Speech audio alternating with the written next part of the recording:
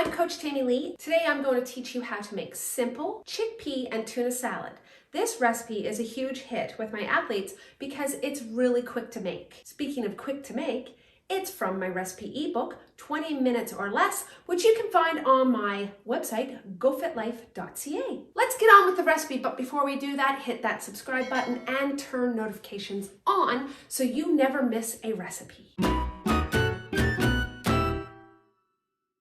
Gather up the following: 14 ounces of canned chickpeas, rinsed and drained, 5 ounces of canned tuna in olive oil, 1 ounce of cocktail gherkins sliced, half a red bell pepper diced, quarter red onion diced, 2 eggs cooked chopped, 1 tablespoon of parsley chopped, to serve, salt and pepper. This recipe serves 4, takes about 5 minutes to make, and 10 minutes to cook. You're looking at around 186 calories, 6 grams of fat, 18 grams of carbs, 15 grams of protein, and 5 grams of fiber per serving.